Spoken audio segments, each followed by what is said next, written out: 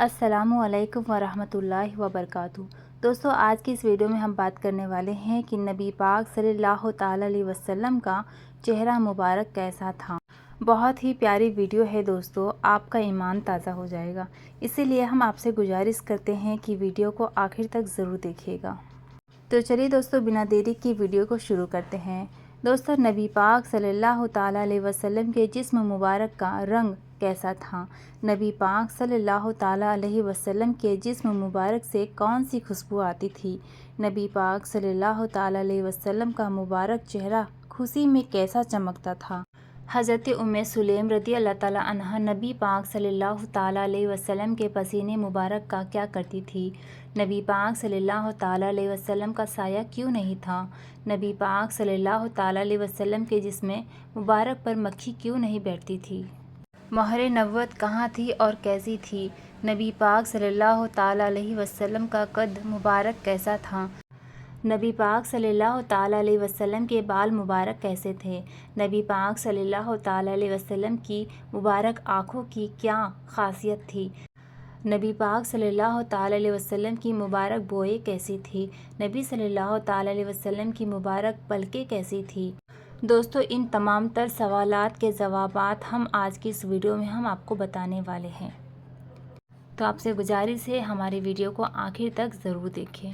دوستو، حضرت ابو ہریرہ رضی اللہ تعالیٰ عنہ فرماتے ہیں، حضور صلی اللہ تعالی علیہ وسلم کے جسم مبارک کا رنگ بہت ہی گورا سفید تھا، ایسا لگتا تھا کہ آپ صلی اللہ تعالی علیہ وسلم کا جسم مبارک چاندی سے بنایا گیا ہو۔ حضرت انس رضی اللہ تعالیٰ عنہ نے فرمایا کہ نبی پاک صلی اللہ تعالی علیہ وسلم کا جسم مبارک بہت نرم اور نازک تھا، میں نے کبھی بھی ریشمی کپڑوں کو بھی آپ صلی اللہ تعالی علیہ وسلم کے جسم مبارک سے زیادہ نرم نہیں پایا، اور آپ صلی اللہ تعالی علیہ وسلم کے جسم مبارک سے جو خوشبو آتی تھی اس سے زیادہ اچھی خوشبو کبھی نہیں سونگھی۔ حضرت کعب بن مالک رضی اللہ تعالیٰ عنہ نے فرمایا کہ جب حضور پاک صلی اللہ تعالی علیہ وسلم خوش ہوتے تھے تو آپ کا چہرہ انور اتنا چمکدار ہو جاتا تھا کہ جیسے چاند کا ایک ٹکڑا ہو، اور ہم لوگ اس چمک سے ہی سمجھ جاتے تھے کہ حضور پاک صلی اللہ تعالی علیہ وسلم خوش اور خوشحال ہیں۔ آپ کی گال مبارک پر پسینے کی قطرے موتیوں کی طرح ڈھلکتے تھے اور اس میں مشک عنبر سے بڑھ کر خوشبو آتی تھی۔ حضرت انس رضی اللہ تعالیٰ عنہ کی والدہ حضرت بی بی سلیم رضی اللہ تعالیٰ عنہا ایک چمڑے کا بستر حضور پاک صلی اللہ تعالی علیہ وسلم کے لیے بچھا دیتی تھی، اور آپ صلی اللہ تعالی علیہ وسلم اس پر دوپہر کو آرام فرماتے تھے تو آپ کے جسم عطر مبارک پسینے کو وہ ایک سیسے میں جمع کر لیتی تھی، پھر اس کو اپنی خوشبو میں ملا کر رکھ لیا کرتی تھی۔ چنانچہ حضرت انس رضی اللہ تعالیٰ عنہ نے وصیت کی تھی کہ میری وفات کے بعد میرے بدن کو اور میرے کفن میں وہی خوشبو لگائی جائے جس میں حضور انور صلی اللہ تعالی علیہ وسلم کے جسم عطر کا پسینہ ملا ہوا ہے۔ آپ صلی اللہ تعالی علیہ وسلم کے قد مبارک کا سایہ نہ تھا۔ حکیم ترمذی نے اپنی کتاب نوادر الاصول میں حضرت ذکوان طبائی رحمۃ اللہ علیہ سے یہ حدیث نقل کی ہے کہ سورج کی دھوپ اور چاند کی چاندنی میں رسول پاک صلی اللہ تعالی علیہ وسلم کا سایہ نہیں پڑتا تھا۔ امام ابن سعد رحمۃ اللہ تعالی کا قول ہے کہ یہ آپ صلی اللہ تعالی علیہ وسلم کی خصوصیت میں سے ہے کہ آپ کا سایہ زمین پر نہیں پڑتا تھا، اور آپ نور تھے، اسی لیے جب آپ دھوپ یا چاندنی میں چلتے تو آپ کا سایہ نظر نہ آتا تھا۔ اور کچھ لوگوں کا قول ہے کہ اس کی دلیل وہ حدیث ہے جس میں آپ کی اس دعا کا ذکر ہے کہ آپ نے یہ دعا مانگی کہ خداوند تو میرے جسم کے تمام حصے کو نور بنا دے، اور آپ صلی اللہ تعالی علیہ وسلم نے اپنی اس دعا کو اس قول پر ختم فرمایا جس کا ترجمہ ہے، یا اللہ تو مجھ کو سراپا نور بنا دے۔ ظاہر ہے کہ جب آپ سراپا نور تھے تو پھر آپ کا سایہ کہاں سے پڑتا۔ اسی طرح عبداللہ بن مبارک اور ابن جوزی رحمۃ اللہ تعالی علیہ نے بھی حضرت عبداللہ بن عباس رضی اللہ تعالی عنہما سے روایت کی ہے کہ حضور پاک صلی اللہ تعالی علیہ وسلم کا سایہ نہیں تھا۔ حضرت امام فخر الدین رضی رحمۃ اللہ علیہ نے اس روایت کو نقل فرمایا ہے اور علامہ اعجازی رحمۃ اللہ تعالیٰ علیہ وغیرہ سے بھی یہ منقول ہے۔ آپ صلی اللہ تعالیٰ علیہ وسلم کے جسم مبارک میں نہ کبھی مکھی بیٹھی اور نہ ہی کبھی کپڑوں میں کبھی جوئے پڑے، نہ ہی کبھی کھٹمل یا مچھر نے آپ کو کاٹا۔ ابو ربیع سلیمان بن سبا رحمۃ اللہ علیہ نے اپنی کتاب شفاء الصدور کی علام نبوت رسول میں اس مضمون کو بیان کرتے ہوئے لکھا ہے کہ اس کی ایک وجہ تو یہ ہے کہ آپ صلی اللہ تعالیٰ علیہ وسلم نور تھے، پھر مکھیوں کی آمد، جوؤں کا پیدا ہونا، کیونکہ گندگی، بدبو وغیرہ کی وجہ سے پیدا ہوا کرتا ہے، اور آپ کیونکہ ہر قسم کی گندگیوں سے پاک اور آپ کا جسم عطر خوشبودار تھا، اسی لیے آپ ان چیزوں سے محفوظ رہیں۔ امام سجدی رحمۃ اللہ علیہ نے بھی اس مضمون کو عزم المواد میں مفصل لکھا ہے۔ نبی صلی اللہ تعالیٰ علیہ وسلم کے دونوں شانوں کے درمیان کبوتر کے انڈے کے برابر مہر نبوت تھی۔ یہ بجائے سرخی مائل ابھرا ہوا گوشت تھا۔ چنانچہ حضرت جابر بن سمرہ رضی اللہ تعالیٰ عنہ فرماتے ہیں کہ میں نے حضور صلی اللہ تعالیٰ علیہ وسلم کے دونوں شانوں کے بیچ میں مہر نبوت کو دیکھا۔ یہ ایک گودود تھا جو کبوتر کے انڈے کی طرح سرخ اور ابھرا ہوا تھا۔ لیکن ایک روایت میں یہ بھی ہے کہ مہر نبوت کبوتر کے انڈے کے برابر تھی اور اس پر یہ لکھا ہوا تھا، جس کا ترجمہ ہے، یعنی ایک اللہ ہے، اس کا کوئی شریک نہیں۔ اے رسول، آپ جہاں بھی رہیں گے آپ کی مدد کی جائے گی۔ اور ایک روایت میں یہ بھی ہے کہ جس کا ترجمہ ہے، یعنی مہر نبوت ایک چمکتا ہوا نور تھا۔ راویوں نے اس کی ظاہری شکل و صورت کبوتر کے انڈے کے برابر بتایا ہے۔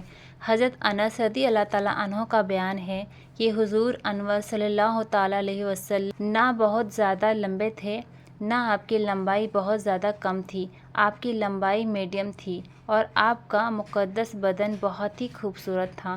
جب آپ چلتے تھے تو تھوڑا سا جھک کر چلتے تھے۔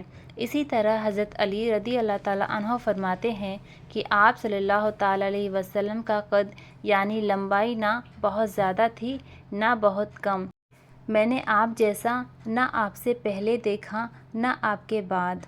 صحابہ اکرام رضی اللہ تعالیٰ عنہ اس پر اتفاق ہے کہ آپ صلی اللہ تعالیٰ علیہ وسلم درمیانی قد کے تھے، لیکن آپ صلی اللہ تعالیٰ علیہ وسلم کی معجزہ شان ہے کہ درمیانی قد کے ہونے کے باوجود اگر آپ ہزاروں لوگوں کے مجمع میں بھی کھڑے ہوتے تو آپ کا سر مبارک سب سے زیادہ اونچا نظر آتا تھا۔ حضرت علی رضی اللہ تعالیٰ عنہ نے آپ صلی اللہ تعالیٰ علیہ وسلم کا حلیہ مبارک بیان کرتے ہوئے فرمایا کہ آپ صلی اللہ تعالیٰ علیہ وسلم کا سر مبارک بڑا تھا، جو شاندار اور وسیع ہونے کا نشان ہے۔ حضور پاک صلی اللہ تعالیٰ علیہ وسلم کے بال مبارک نہ زیادہ گھنگریلے تھے اور نہ زیادہ سیدھے تھے، بلکہ ان دونوں کے درمیان تھے۔ آپ صلی اللہ تعالیٰ علیہ وسلم کے مقدس بال پہلے کانوں کی لو تک تھے، پھر کندھوں تک خوبصورت انداز میں لٹکتے رہتے تھے۔ مگر حجۃ الوداع کے موقع پر آپ نے اپنے بالوں کو اتروا دیا۔ آپ صلی اللہ تعالیٰ علیہ وسلم بالوں میں تیل بھی ڈالتے تھے اور کبھی کبھی کنگھی بھی کیا کرتے تھے۔ آپ صلی اللہ تعالیٰ علیہ وسلم کے مقدس بال آخری عمر تک کالے رہے۔ سر اور داڑھی شریف میں 20 بالوں سے زیادہ سفید نہیں ہوئے تھے۔ حضور صلی اللہ تعالیٰ علیہ وسلم نے حجۃ الوداع میں جب اپنے مقدس بال اتروائے تو وہ صحابہ اکرام رضی اللہ تعالیٰ عنہ نے تبرک کے طور پر بانٹے گئے، اور صحابہ اکرام رضی اللہ تعالیٰ عنہ نے بہت ہی زیادہ عقیدہ کے ساتھ اس موئے مبارک کو اپنے پاس محفوظ رکھا اور اسے اپنی جانوں سے بھی زیادہ عزیز رکھتے تھے۔ حضرت بی بی ام سلمہ رضی اللہ تعالیٰ عنہا نے ان مقدس بالوں کو ایک شیشی میں رکھ لیا تھا۔ جب کسی انسان کو نظر لگ جاتی یا کوئی بیماری ہوتی تو آپ رضی اللہ تعالیٰ عنہا اس شیشی کو پانی میں ڈبو کر دیتی تھی اور اس پانی سے شفا حاصل ہوتی تھی۔ حضرت جابر بن سمرہ رضی اللہ تعالیٰ عنہ کا بیان ہے کہ میں نے رسول اللہ صلی اللہ تعالیٰ علیہ وسلم کو ایک مرتبہ چاندنی رات میں دیکھا۔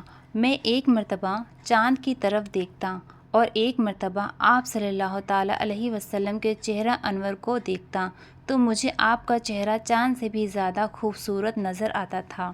حضرت برا بن عازم رضی اللہ تعالیٰ عنہ سے کسی نے پوچھا کہ کیا رسول اللہ صلی اللہ تعالیٰ علیہ وسلم کا چہرہ چمک دھمک میں تلوار کی طرح تھا؟ تو آپ رضی اللہ تعالیٰ عنہ نے فرمایا کہ نہیں، بلکہ آپ صلی اللہ تعالیٰ علیہ وسلم کا مبارک چہرہ چاند کی مثل تھا۔ حضرت علی رضی اللہ تعالیٰ عنہ نے آپ صلی اللہ تعالیٰ علیہ وسلم کی حلیہ مبارک کو بیان کرتے ہوئے یہ کہا کہ جو آپ صلی اللہ تعالیٰ علیہ وسلم کو اچانک دیکھتا وہ آپ کے روب و داب سے ڈر جاتا اور پہچاننے کے بعد آپ سے ملتا تو آپ سے محبت کرنے لگتا تھا۔ حضرت برا بن عازب رضی اللہ تعالیٰ عنہ کا قول ہے کہ رسول اللہ صلی اللہ تعالیٰ علیہ وسلم تمام انسانوں سے بڑھ کر خوبصورت اور سب سے زیادہ اچھے اخلاق والے تھے۔ حضرت عبداللہ بن سلام رضی اللہ تعالیٰ عنہ نے آپ صلی اللہ تعالیٰ علیہ وسلم کے چہرے انور کے بارے میں کہا کہ جب میں نے آپ کے چہرے انور کو غور سے دیکھا تو میں نے پہچان لیا کہ یہ چہرہ کسی جھوٹے آدمی کا چہرہ نہیں ہے۔ آپ صلی اللہ تعالیٰ علیہ وسلم کی بھویں دراز، باریک اور گھنے بالوں والی تھی۔ دونوں بھویں اتنی قریب تھی کہ دور سے ملتی ہوئی نظر آتی تھی، اور ان دونوں بھویں کے درمیان ایک رگ تھی جو غصے کے وقت ابھر جاتی تھی۔ آپ صلی اللہ تعالیٰ علیہ وسلم کی مبارک آنکھیں بڑی اور قدرتی طور پر کالی تھیں، پلکیں گھنی اور لمبی تھیں، اور آنکھوں کی پتلی بہت زیادہ کالی تھی اور آنکھ کی سفیدی بہت ہی زیادہ سفید تھی، اور اس میں باریک باریک لال لکیریں تھیں۔ آپ صلی اللہ تعالیٰ علیہ وسلم کی مقدس آنکھوں کی یہ خصوصیت تھی کہ آپ آسانی سے ہر سمت یعنی آگے پیچھے، دائیں بائیں، اوپر نیچے، دن رات، اندھیرے اور اجالے میں یسیع طور پر دیکھا کرتے تھے۔ چنانچہ بخاری اور مسلم کی روایت میں آیا ہے کہ اے لوگو، تم رکوع اور سجدہ کو درست طریقے سے ادا کیا کرو، کیونکہ خدا کی قسم میں تم لوگوں کو اپنے پیچھے سے بھی دیکھتا رہتا ہوں۔ صاحب مرقات نے اس حدیث کی شرح میں فرمایا کہ یہ بات آپ صلی اللہ تعالیٰ علیہ وسلم کے ان معجزات میں سے ہے جو آپ کو عطا کیے گئے ہیں۔ پھر آپ صلی اللہ تعالیٰ علیہ وسلم کی آنکھوں کا دیکھنا محسوس ہی تک محدود نہیں تھا، بلکہ آپ غیر مرئی و غیر محسوس چیزوں کو بھی جو آنکھوں سے دیکھنے کے لائق ہی نہیں ہے وہ بھی دیکھ لیا کرتے تھے۔ چنانچہ بخاری شریف کی ایک روایت ہے کہ خدا کی قسم تمہارا رکوع و خشوع میری نگاہوں سے پوشیدہ نہیں رہتا۔ سبحان اللہ۔ حضور پاک صلی اللہ تعالیٰ علیہ وسلم کی نورانی آنکھوں کے اعزاز کا کیا کہنا کہ پیٹھ کے پیچھے سے نمازیوں کے رکوع بلکہ ان کے خشوع کو بھی دیکھ رہے ہیں۔ خشوع کیا چیز ہے؟ خشوع دل میں خوف اور عزیز کی ایک کیفیت کا نام ہے جو آنکھ سے دیکھنے کی چیز ہی نہیں ہے، مگر نگاہ نبوت کا یہ معجزہ دیکھو کہ ایسی چیز کو بھی آپ صلی اللہ تعالیٰ علیہ وسلم نے اپنی آنکھوں سے دیکھ لیا جو آنکھوں سے دیکھنے کے قابل ہی نہیں ہے۔ دوستو، ہم یقین کے ساتھ کہتے ہیں کہ آپ کا ایمان تازہ ہو گیا ہوگا۔ ویڈیو کو زیادہ سے زیادہ شیئر کیجیے اور لائک بھی کر دیجیے۔ ملیں گے انشاءاللہ تعالیٰ آپ سے ایک نئی ویڈیو کے ساتھ، تب تک کے لیے السلام علیکم، اللہ حافظ۔